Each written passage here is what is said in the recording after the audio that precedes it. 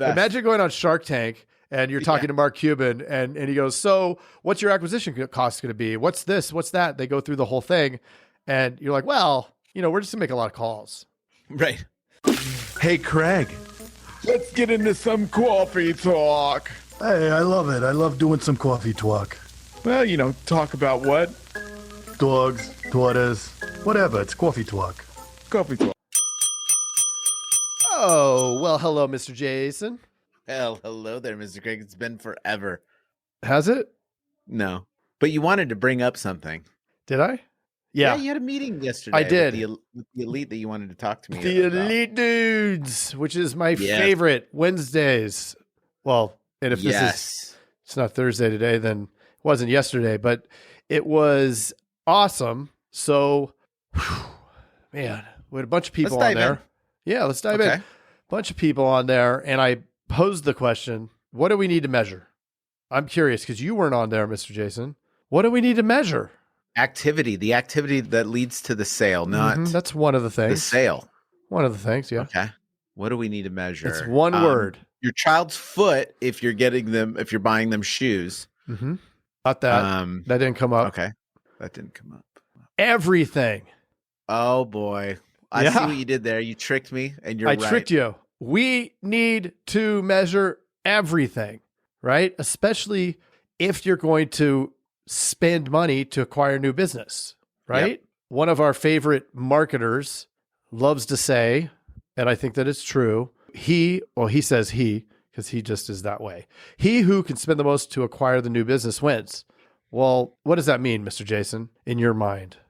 Well, because I've thought about it a lot. So if you can decrease the amount of waste that goes into the leads, it increases the value of the lead. Mm-hmm. And the higher value that you can put on that lead, the more you can spend to get that lead. So that's part of it, I think. I mean, I think there's a lot of ways to look at it. I like that. Yeah. There's also, if you're able to increase the offering, right? So as we have our producers and they're making sales, and some of us agents are in different stages where we're making those sales.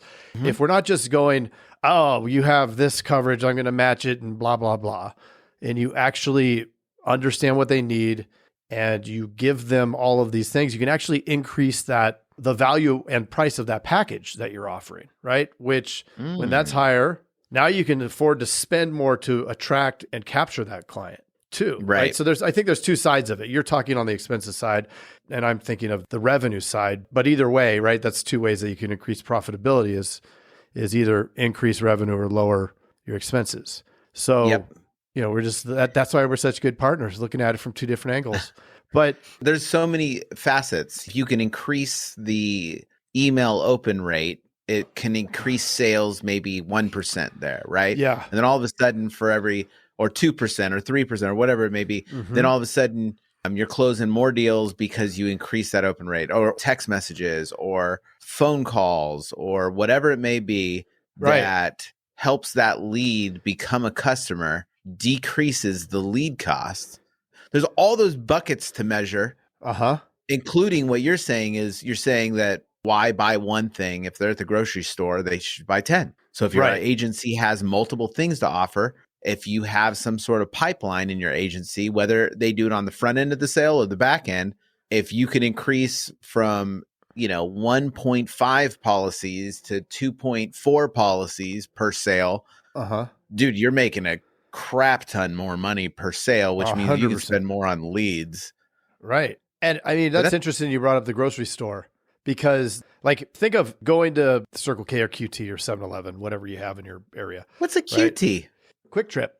But if you go in, if you had to go get the milk and there was the convenience store down the street or the supermarket, where are you going to go get the milk? Right. Because it's just going to take forever at the supermarket. And if you have to get two things at the supermarket, you have to get bread and milk. They were pretty smart about how they set that thing up, right? Bread on one side, milk on the other side. You got to go through the whole store to get to the other thing. So you end up buying 10 things instead of 2 things, where they just increase their cart value, right? They're creating more revenue because of the way they set that thing up. So their funnel is actually the store itself, right? It's its own funnel. But back to what we're talking about, which is we need to measure everything. That first piece that we need to measure everything of, and this is just one component of everything we need to measure, is every single step of the funnel.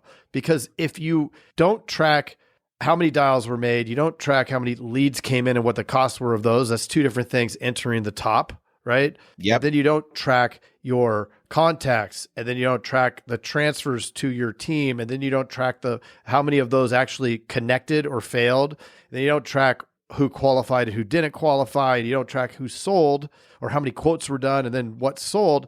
Like there's 6 different things that all can be measured and then improved upon. Right. Right. And I think that 100%. Yesterday when I was looking at the Zoom and you see all those little heads, looking at you, there was a lot of I thought it was really cool because a lot of light bulbs were going off in the meeting. And that's the whole reason that we have that thing, right? Is not only do they get the teledudes to do all that stuff, but they come to the meeting and then it's like those aha moments. And I love that. I love to be able to bring that where there's the aha moments and then it's understood. And so if you're listening and you're not measuring everything, and I'm sure there's somebody that isn't measuring everything, because at one point several years ago, I wasn't measuring anything. I remember you talking to me about cost per sale. We brought this up earlier when we were talking. Yeah. Right. I'm like, cost per sale. Well, I don't want to deal with that. That seems like too much work. And then it was like, oh, now I'm so far down the rabbit hole of running the agency where everything's measured. I can't imagine not measuring that. Right. Like not what, right. Because if you don't know what your acquisition cost is, then you don't know what you can spend on marketing to drive the results. Right. And so so you don't know what your average sale and then the cost of that sale, like you could bring it right up to even. If you break even on the front end, who cares? Or even if you break even on the lifetime value of the whole thing, who cares? Because you still have all the other stuff that happens. Your book grew, you're going to hit bonus. You can afford to break even on those sales. So he or she who can afford to spend the most on marketing is going to win, because you're going to be able to outspend your competition. So there's a company and they have a little green fella. Have you heard of them? The Geico? Yes. So they outspent all of the other, and I think they also ran in the red, but they outspent everybody, and it was an insane amount. Like all of the other insurers added together didn't touch what they spent. And this is 4 or 5 years ago. But look what happened, right?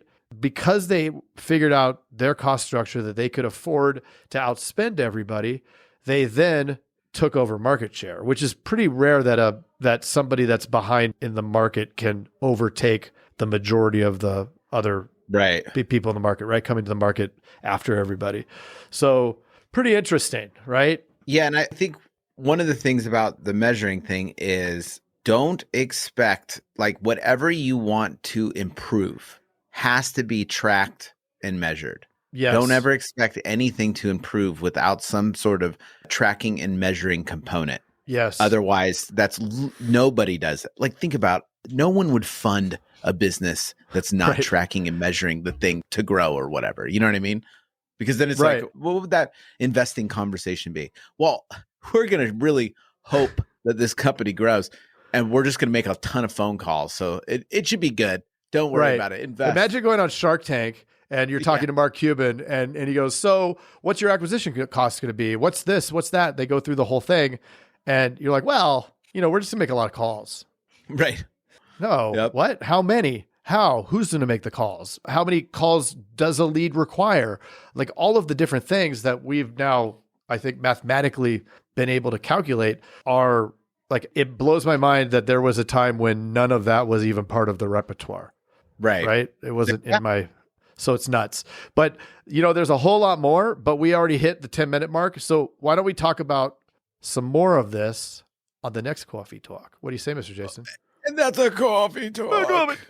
Coffee Talk. Stay tuned. And if they want to text and ask any questions about 520-214-2219. Boom. Hey, Jason. Yes, Mr. Craig. That was another awesome episode, wasn't it? Mm-hmm. Well, if people want to get a little bit more action and learn how to write 100,000 in premium off of even the worst internet leads, where could they go? They can go to live.teledudes.com. Ooh, that sounds exciting. Are we going to be there? Yes, it's a weekly call that we're doing right now it's live, and it will show you the process. The entire process is super awesome. I love it. Let's do it. Let's do it. Sign up right now, live.teledudes.com. Live.teledudes.com. That's live.teledudes.com. Hey, Craig, there's a new community that we are starting that I cannot wait to tell everybody about. It is our live texting community where you and I are going to answer people's questions and give them free content, right? Are you kidding me? We get Yep. to talk to them? Yeah, which is awesome, but they have to opt in. They have to text us at 520-214-2219. That's 520-214-2219. Nice. Craig, are you going to respond to these texts? I'm going to respond to them for sure. Live. I'm into it too. It's going to be Well, awesome. And it's going to be our new texting community where we're going to get back to everybody that we can and drop some crazy content, free content, and free the calculator that you just came up with. That's right. The calling calculator, sales material. I mean, everything for insurance agents. This is it. It's the best texting community out there for insurance agents. Well, what the heck is that number again? I can't remember it. It's 520-214-2219. That's Okay.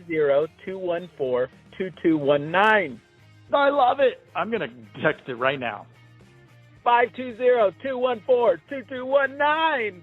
All right. I'll see you later, Mr. Jason. Bye, Mr. Craig. Wait, do they even listen to this on the radio anymore? I